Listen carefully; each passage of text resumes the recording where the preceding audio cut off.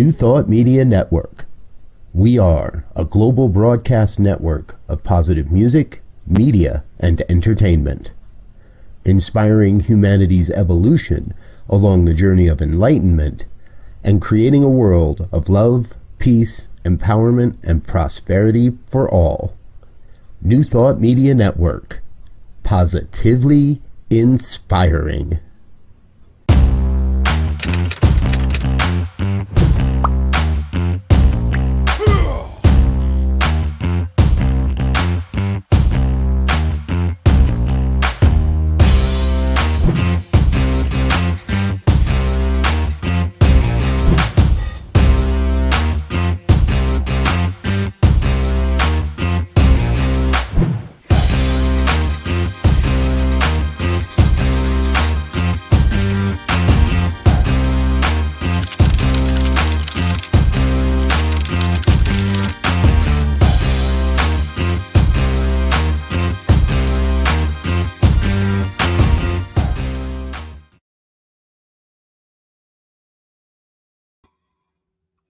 Good morning, everybody. Mark Gilbert here. Great to be back with you again on our continuing Saturday morning series. It's Saturday morning when you must be looking at the Science of Mind textbook and exploring its wisdom collectively together. I welcome you to the program today. And for those of you who are joining us live, I look forward to seeing your comments in the comment field so that we can take your questions and comments in as we pursue the Science of Mind textbook this morning. The chapter we're looking at this week is What the Mystics Have Taught.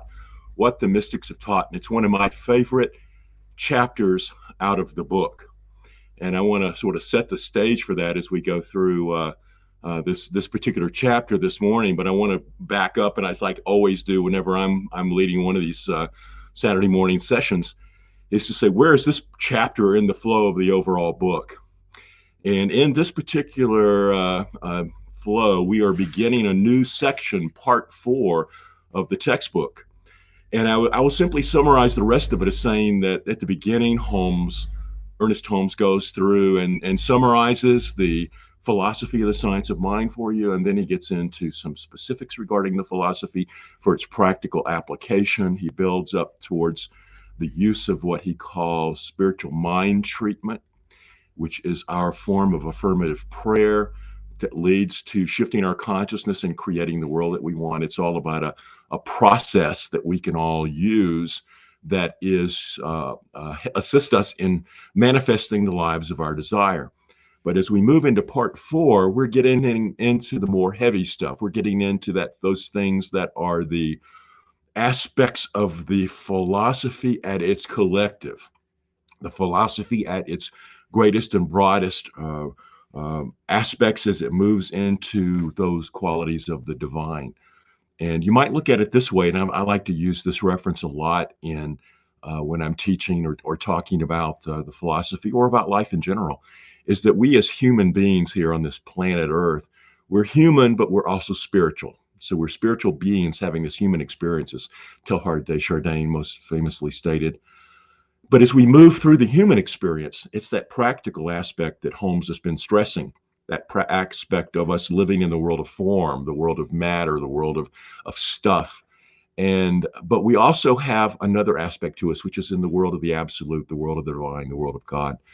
And so if you can sort of imagine yourself on a sort of a continuum where one aspect of you is in spirit or the divine and one aspect is in matter or form, and you are moving and sliding in between those two in all of your life.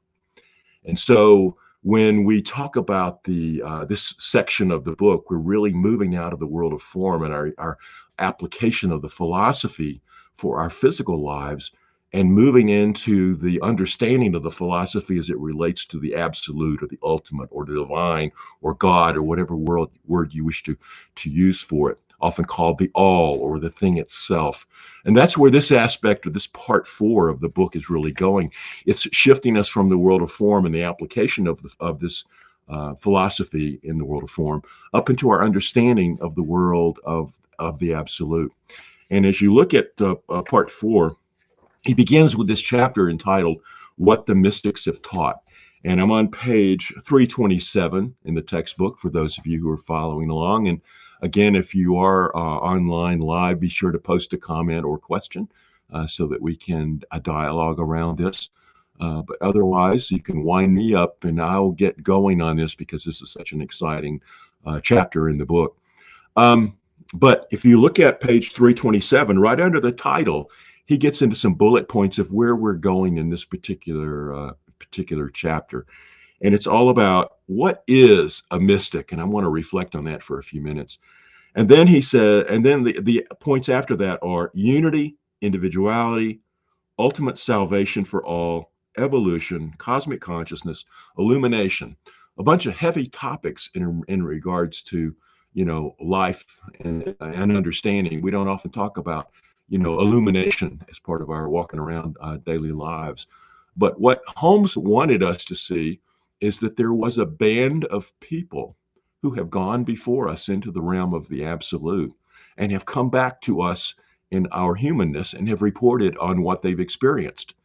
And that there are consistent statements from those people, those way showers who have moved into the world of the absolute and tasted that higher life, that higher divine life, and said, okay, these are the characteristics that I've experienced when I have gone into this realm of the absolute, of the divine, of God.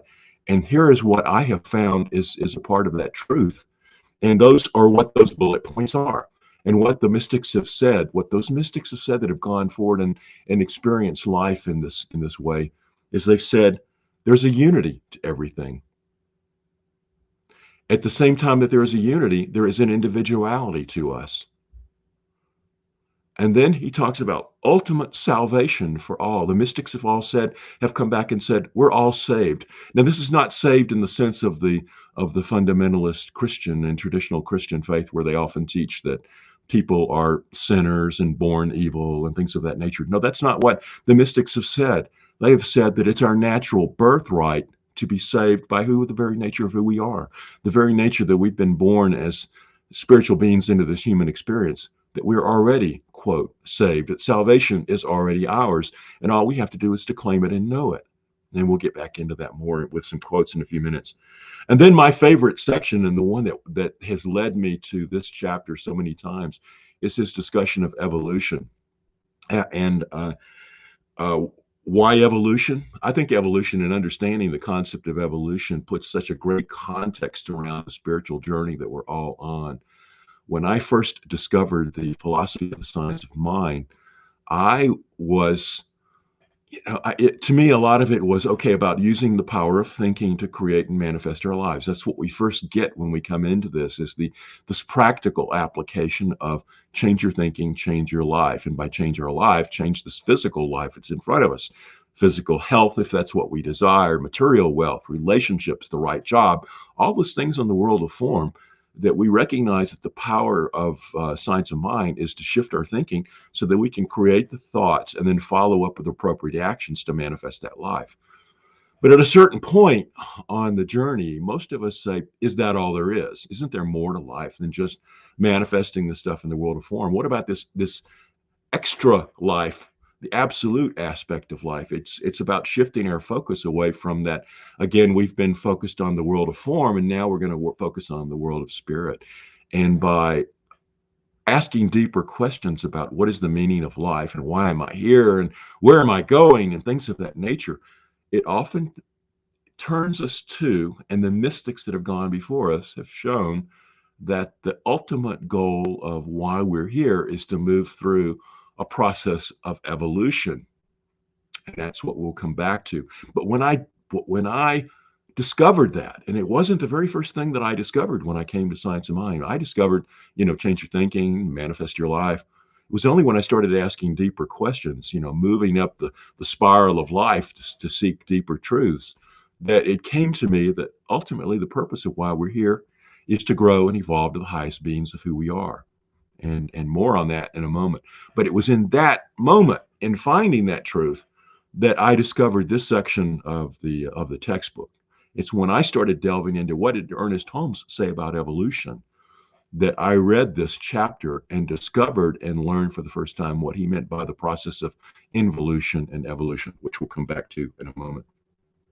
Next, he said what the mystics have taught is the fact that we all can touch into a cosmic consciousness, that there is a consciousness that transcends the everyday consciousness that we're in. Most of our days are driven by the world's events that are right in front of us.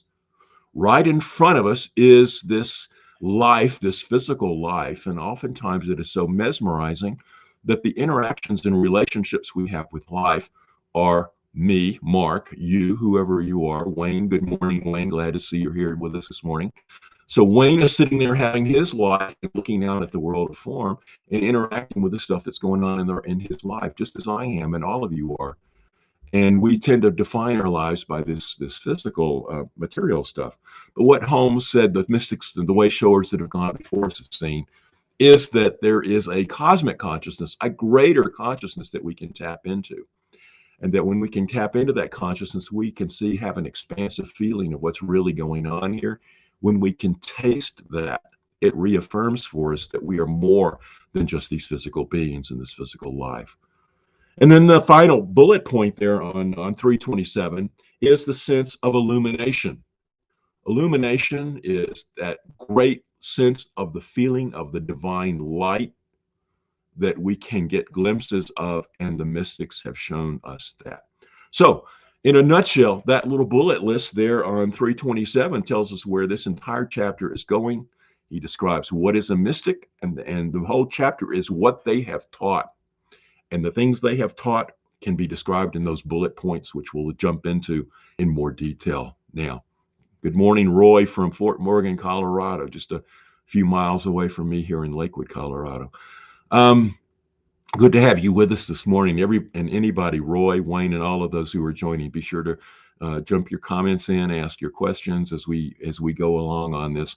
Now, let's get into what is a mystic. You know, when I first heard the word mystic, and for many people who are first on the spiritual path, a mystic is this sort of, it has this connotation of something mysterious and has a very woo-woo kind of feel to it. It are these people who are not me. I'm not a mystic, but there are these other people who are mystics. And these mystics are people who have had these vast and glorious experiences of the oneness of life and tasted this cosmic consciousness and lived in the moment of light and being that is transcending this world of form. And it's much more than me, because I've only been knocking around in this physical life all the time and not having these mystical experiences.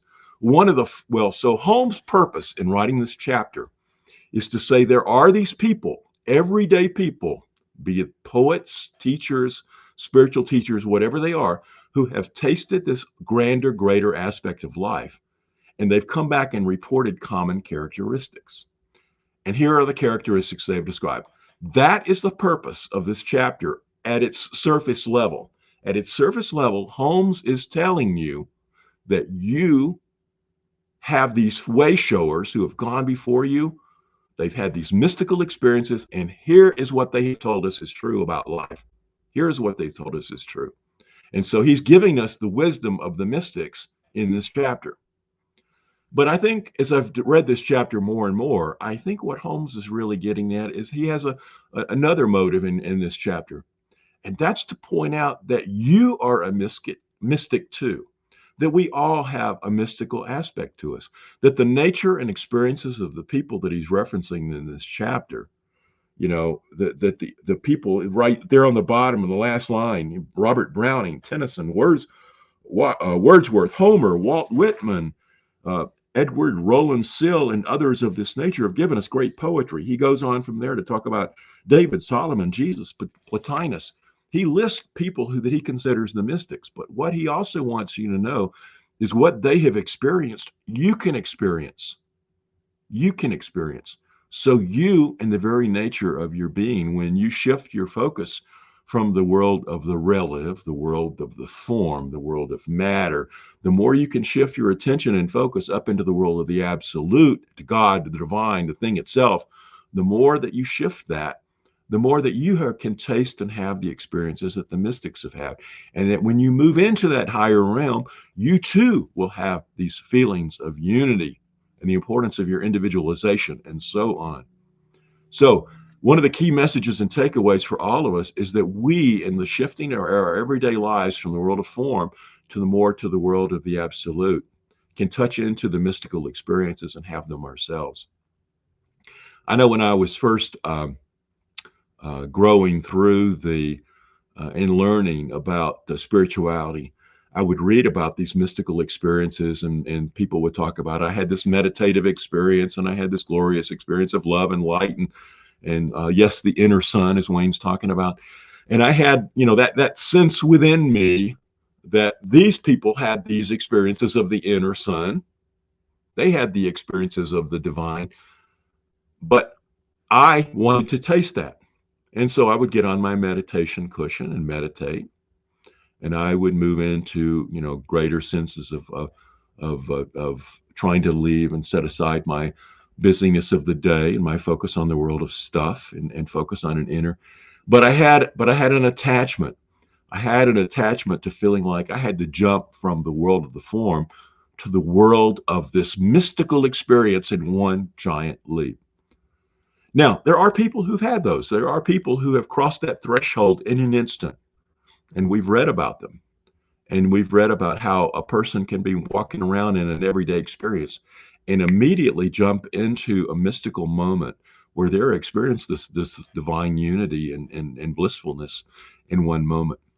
But what I came to recognize, and I read this and discovered this through a number of different spiritual teachers as well, and came to my own realization that because there's this wide variety of diversity in the unity of spirit, yes, there are people who have those quick, instantaneous moments of mysticism, but for the vast majority of us, it's a step-by-step process. It's putting your time in on the meditation cushion. It's putting your time in your prayer work. It's putting your time in and shifting your focus from the world out there to the inner world and the awareness of the oneness. And it doesn't come overnight. And what you'll discover is that over time and practice and walking the spiritual path, that you have moved into becoming a mystic yourself, that you have become more aware of the mystical nature of your life, to the degree that now I can taste and feel that I taste mystical experiences in my life every day. It wasn't an overnight click crossing the threshold. It was a step-by-step process of the changing of my outlook on life. Because the more that I turned my attention inward to the divine, the more that I looked for the divine in my life, both in the outer experiences and in my inner feeling, the more I was growing into becoming my own mystic. And that's the truth for everybody listening today, that all of us are moving on that mystical path, moving. If we decide to, yes, we can claim and stay in the world of form and focus on it, and many people that we know do, that appear to have no spiritual bent, and that's fine. That's what's working for them right now. At the right moment, though, the right life experiences, etc., will move them into more and more of wanting to taste something greater than this physical life. That's when they will move up the spiritual path. That is when they will move into the sense of being a mystic. We all are mystics, and every day you and I are having mystical experiences. So when are you having that moment? And the more you can see it, the more that we see that inner sun, the world of the pixie dust that Wayne's talking about, the more that we can sense that. These are just words to describe a sense that life is more than this physical life. Then that's when we are moving into being and claiming our own mystical experience of life itself. So what is a mystic? Let's read some words of Holmes here. He says, a mystic is not a mysterious person, but is one who has a deep inner sense of life and is unity with the whole. Mysticism and psychism are entirely different. One is real, while the other may or may not be an illusion. He, right off the bat, in other language he uses elsewhere in the book, he discusses the difference between mysticism and psychism. Because psychism he sees as being flavored by our world of form, by the world of other people, the world of other thoughts. So when the psychics can pull into something that is beyond where they are, it's not the ultimate absolute truth. It's, again, back to my sliding scale. There is the world of form, and we have like a world of emotions in our minds and up to spirit. The psychic can get into the subjective mind aspect that's beyond the world of matter, but still tied to the world of matter. and they tend to see tendencies of where things are going. And so one of the things Holmes says is, that how what is psychism versus mysticism is that psychics can tap into sort of like directions that are flavored by the world of form and the thoughts of mankind, and that those thoughts tend to be different, so that one psychic to another psychic could be predicting different things because they're not really truly getting up into the world of the absolute and the world of the divine. It's the mystical experience of oneness and unity that allows us to tap into and know the ultimate truth. But when people are moving in that inner space, they are moving into the world of the subjective mind and psychic stuff that allows them to basically see something of the patterns of where things are going if no new thought is introduced. A is leading to B is leading to C. They can see that, and they can make their psychic projections based on that. But what they can't see is the introduction of a new thought at the higher level in the world of the mental and spiritual, where a thought can then change the patterns and directions of where life is going. So there are psychics who can see things, but they're often flavored by our life experiences. And yeah, let me look at a few of the comments. Thank you, Carol, for agreeing. You had a crossover moment, but it was more by like a feel for a little bit and see the more. I can say that too. I think many of us who have experienced this sort of like step by step inner enlightenment have had key moments where they had a little bit of a leap. And this is how I would describe it: is that I'm sort of like progressing through my inner awareness, but then I'll have a lucid dream, or an interesting coincidence in life, or a brief glimpse of something for just the briefest of moments. And I've had those moments, and all of a sudden it really broadened for me that awareness of oneness and unity in my individual role in life. So it's very gradual. So again, multiplicity and the unity, people can cross the threshold immediately. For most of us, it's small steps, and for many of us, it's small steps with little leaps in consciousness at certain times. Yep, as Wayne says, we're all in a work in progress. So anyway, I wanted to make that distinction because Holmes did between mysticism and psychism, that a mystic is truly tapping into the essence and oneness of all that is. He goes on to write, I'm still on page 327, a mystic is one who intuitively perceives truth and without mental process arrives at spiritual realization. It is from the teachings of the great mystics that the best in the philosophy of the world has come. Who was there, but who could have taught such men as these? By what process of mentality did they arrive at their profound conclusions? We are compelled to recognize that spirit alone was their teacher, and they were indeed taught of God. Yes, spirit was their teacher, just as spirit is our teacher. These are not like special people that we can set up on a pedestal and say, oh, they had divine experience. Holmes is reminding us, yes, here's the consistent messages that we've gotten from them who've gone before us, but you can do this too. You can taste and talk to God, and he encourages us to do so. Okay. Jumping over to page 328, he gets into more about the difference between psychism and the mystics. I think I've already hit upon that to a degree. And I like this line on the top of 329. He says, the mystics have been perfectly normal people. The mystics have been perfectly normal people. They did not think of themselves as mystics. That was their language. It was natural to them. Perfectly normal. And in fact, as we have our own mystical experiences, as we taste the divine, we're all normal people, whatever normal is. And in that normality, we can have these experiences. And then all of a sudden, that taste of truth that comes to us through the mystical experience becomes just normal for us. It becomes the reality. And what we see people locked in the world of form and matter, and seeing all of that as the defining moments of all of life, we see that as the abnormal, because the more we taste that absolute realm, the more we see the illusion and delusion that can be caused by living totally in the world of form. Okay. Yeah, well, direct contact with spirit is illumination. Direct contact with spirit can give us different experiences. I think as this chapter will say, Wayne, it talks about the different things, and illumination is one of the culminations of the experience of the mystical experiences that we can all have. Okay, still on 329, the teaching of the mystics has been that there should be conscious courting of the divine presence. There should be a conscious receptivity to it, but a balanced one. And what he's getting at, and I've already been dwelling on this, is that by the very nature of how we turn our attention and focus, we can shift out of focusing on the world of matter and shift upwards into the world of the absolute, into the world of spirit.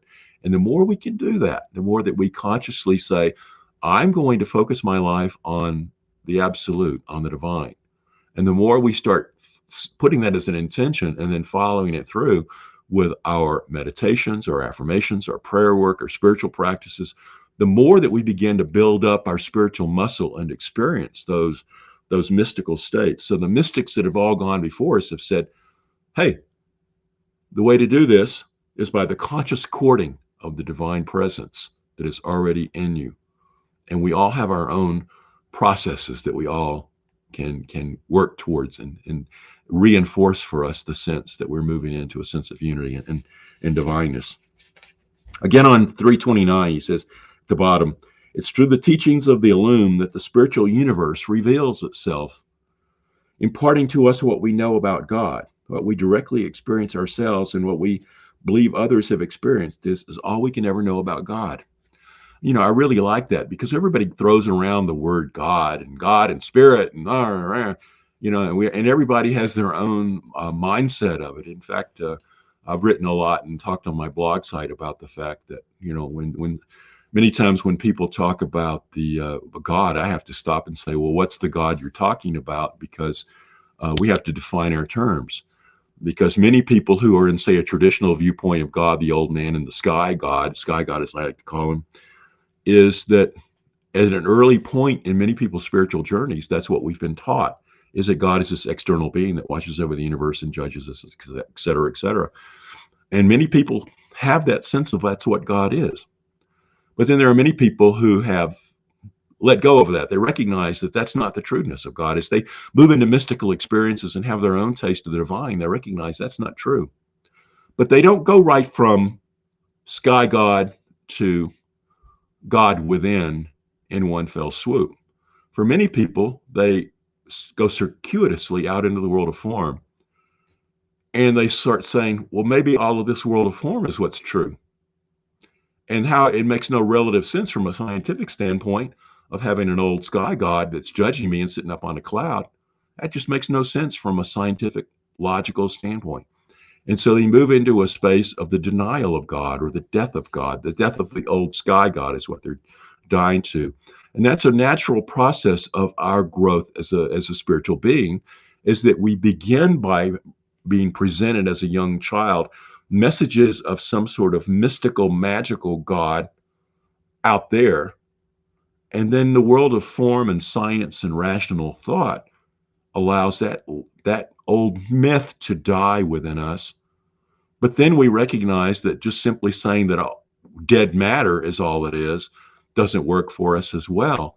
And we move in our consciousness back to a sense of a greater vision of God, of a God that is a power and presence is within all, that is in us, that we can use and tap into. Yes, consciously courting that presence is what part of our process as we move into that level of divine. So what I want you to clearly see is a growth process that most human beings move through. I first learned about this when reading and discovering the work of Claire Graves and Don Beck and others in spiral dynamics. And if you're not familiar with spiral dynamics, or I would encourage you to look into it. But it was a scientific look at the measurements of people's values that they move through. And one of the key things that scientific exploration of people's values showed that there's a sequence that humans move through in their understanding of spirit, God, and the divine, that it starts in sort of a magical, mystical, it's in nature kind of thing. It moves into the old sky God. It then goes into an atheism where people deny God. And that's where, again, when I talk to somebody and says, there is no God, I said, what God are you talking about? Define for me the God that you say that is not is. And usually they're defining the old man in the sky. And I said, well, I don't agree with that either. I agree with you that that's not the God, but there is, to me, there is something. And that's when we next evolve into that essence of a divine flow of unity and oneness. And what the mystics have shown us, those who have gone forward into mystical teachings, have seen this truth. And that through our own practices, we begin to anchor in that. So what's happened there? Humans are consistently moved through a step-by-step process of God's in the sky. Nope, there is no God. Oh, God is a presence and power that's within everything that we can tap into. And there's a vast unity. Humans in their consciousness move through that arc. And what they're doing when they do that is evolving. As they move up that arc of understanding of spirit, that is the nature of the evolution that Holmes talks about in this chapter and that the mystics have spoken of. The very nature that we are moving and growing into this greater sense. Now, the next thing that Holmes, and let me come back to that in a second. What Holmes then says is that the mystics have taught unity. And I'm over on page 330. He says that mystics have shown us that the infinite is therefore indivisible and consequently a perfect unit. The mystics have shown us that the whole of God is present at any and every point within God. That we must come to the sense that this marvelous presence, for this is the secret of successful metaphysical work, God in all and through all. And then over on 331, in the middle of the page, within this infinite mind, each individual exists, not as a separated, but as a separate entity. We are a point in universal consciousness, which is God, and God is our life, spirit, mind, and intelligence. We are not separated from life, neither is it separated from us, but we are separate entities in it, individualized centers of God consciousness. This is what the mystics have taught us. There's two key points here that are very important for us to recognize, is that the mystics have gone forward and have tasted this higher experience and come back and consistently reported what they've seen. And what I think any of us who are on our spiritual path that have developed to a certain level have seen is that all of this world, the world of the absolute, the world of the relative, and all the stages in between are a vast oneness, that everything is interconnected. But within the world of form, we have individualized aspects of the oneness.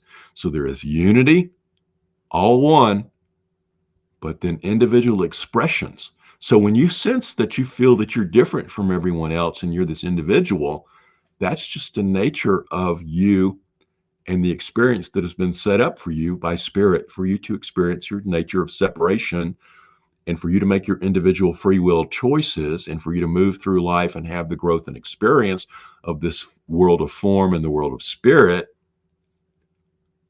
You have an individual nature, but within that arc of growth, you recognize not only are you individual, but you're included in a vast unity of oneness.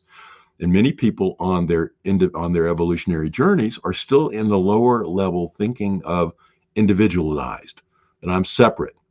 And in fact, if you're in the old view of God being sky God, you're still thinking from a standpoint of separation.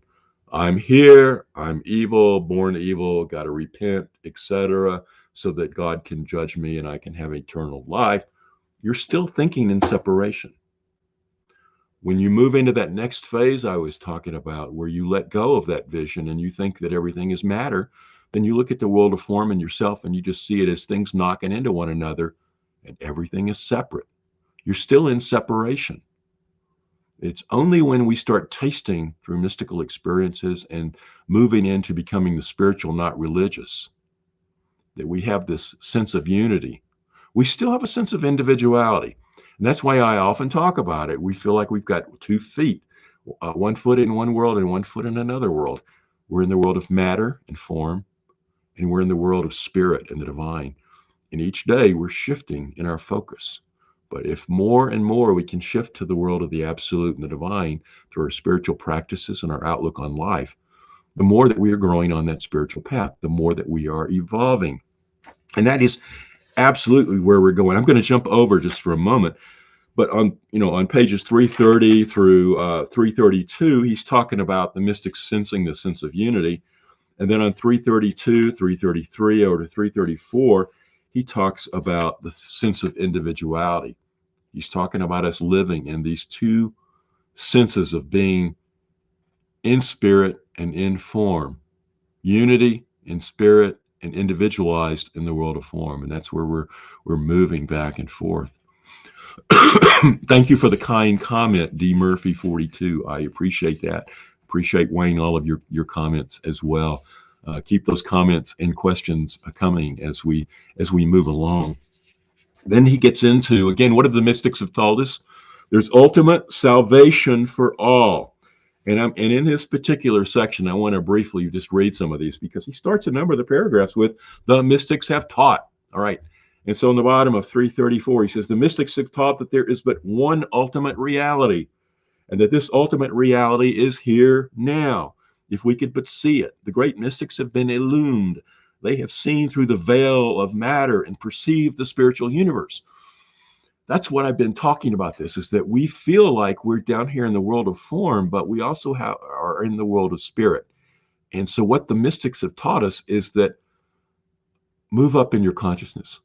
That's where you're going. That's where you're headed. The more you can see the world of spirit, the more you can taste that world, the higher world of spirit, more that you are moving up that sliding scale from matter and form up into spirit, the more that you will know the unity.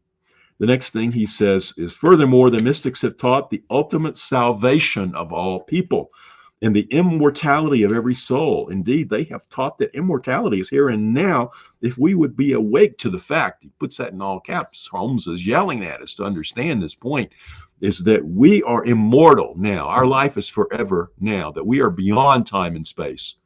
It's not about living forever. It's about being a being who transcends time and space. And that's who we are at the absolute levels. We move up into spirit. We transcend time and space. We taste immortality.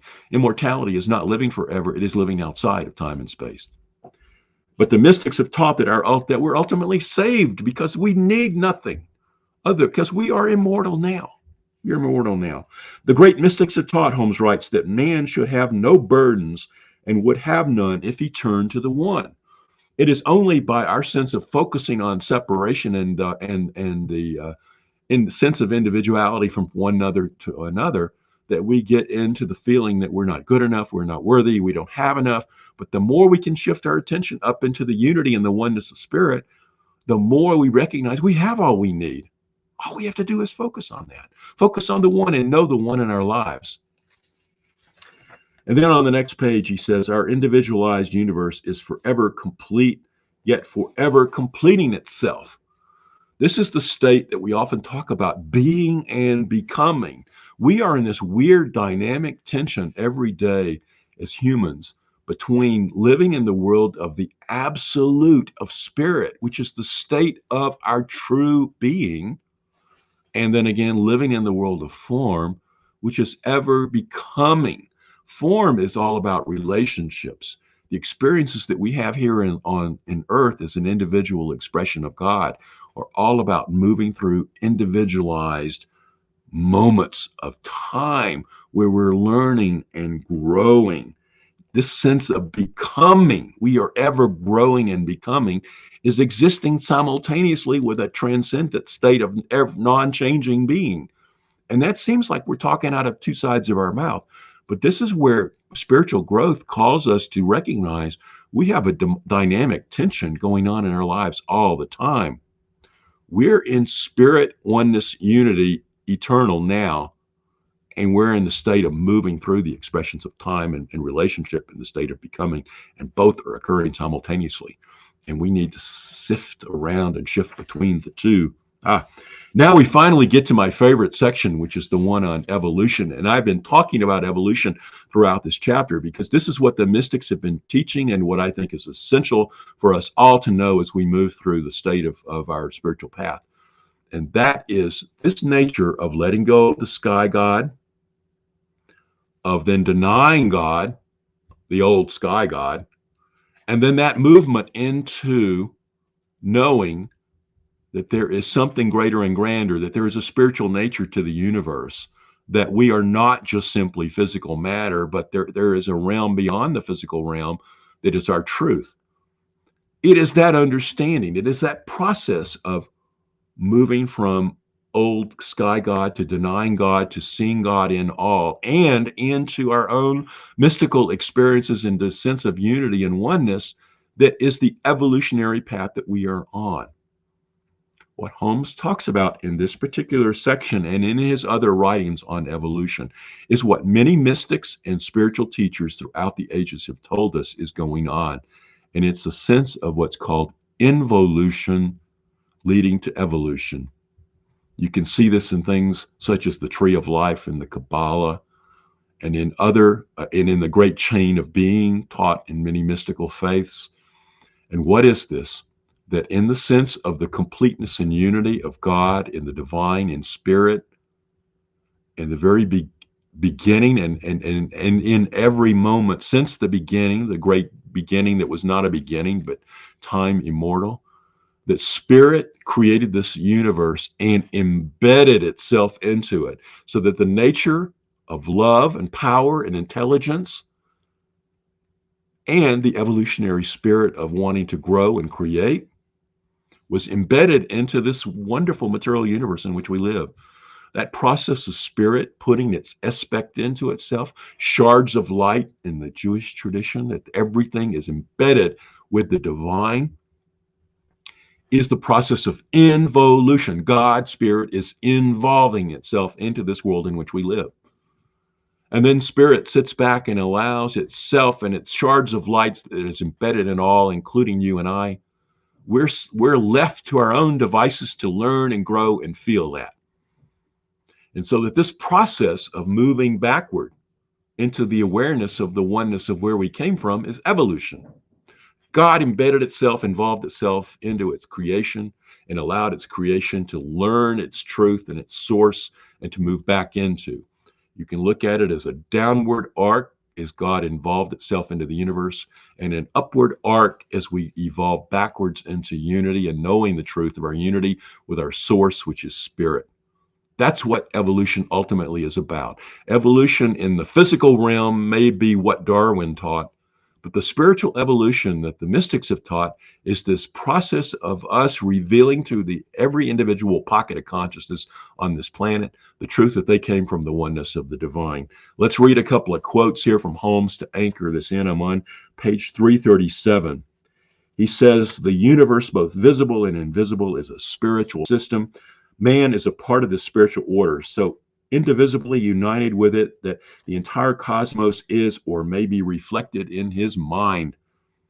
Evolution is the awakening of the soul to a recognition of its unity with the whole."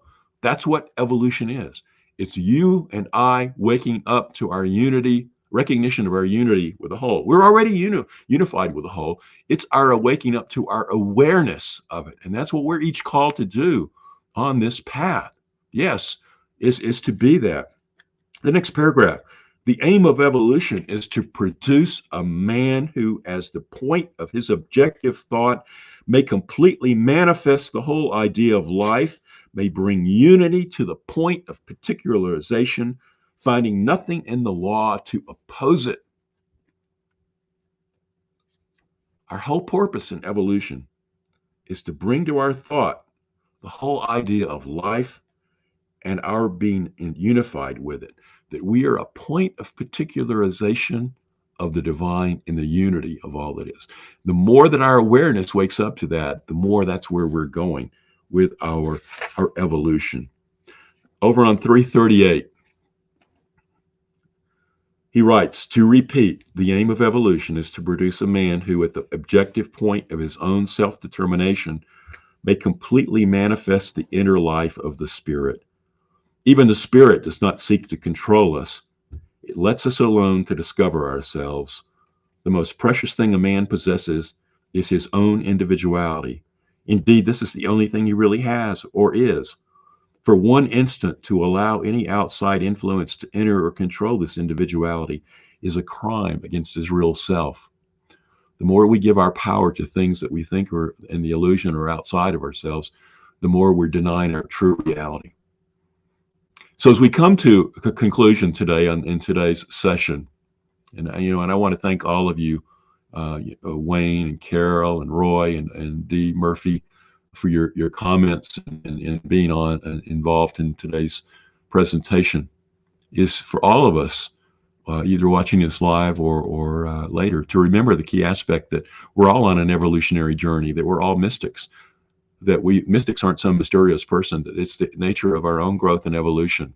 As we awaken to the truth of who we are, that we're all unified, we're individualized aspects of the divine, then we can experience the same thing that these other mystics have experienced as well. It's not experience a psychism of the differences. It's not tapping into something where we're trying to predict the future, etc. What it is tapping into the ultimate truth. We do that through our spiritual practices, our meditations, our prayer work, our affirmations. And the more that we grow and evolve, the more that we can experience these, including a couple of things that I didn't get into today.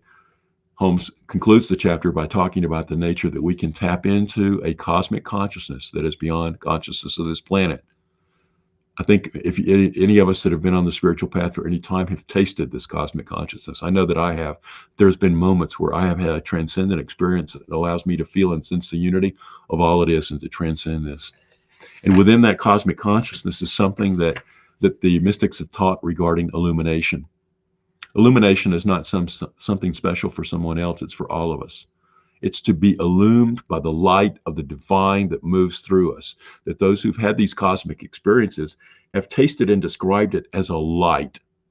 And that light that Holmes writes about in the last section of this chapter is a light that is available to all of us. The light is a gift for you and for me as we move through our human experiences and claim our spiritual truth. So I thank you for joining us this morning on this exploration of this particular chapter. I hope it's been beneficial to you. I hope that it has given you some reminders about the truth of who you are and opened your eyes to the fact that you are a mystic and that you can walk the mystical path as well. And when you do, these experiences of oneness, of unity, of your individual role in that, and your nature of how you are evolving, that you're already saved by the very eternal nature of who you are, that you can taste into cosmic consciousness and illumination through your spiritual experiences, are something that we all can attain right here, right now. Thanks for tuning in and hope you enjoyed this. Blessings.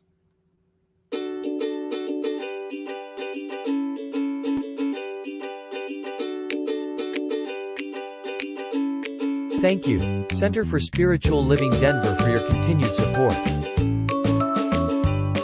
Thank you, Center for Spiritual Living Midtown Atlanta, for your monthly contribution. Thank you, Center for Spiritual Living North Jersey, for your monthly contribution. And please help us welcome Om Center for Spiritual Living in La Mesa, California. Thank you for your monthly donation. Thank you, Center for Spiritual Living Seattle, for your most generous donation. And a special thanks to Hefferlin Foundation for your generous technology grant.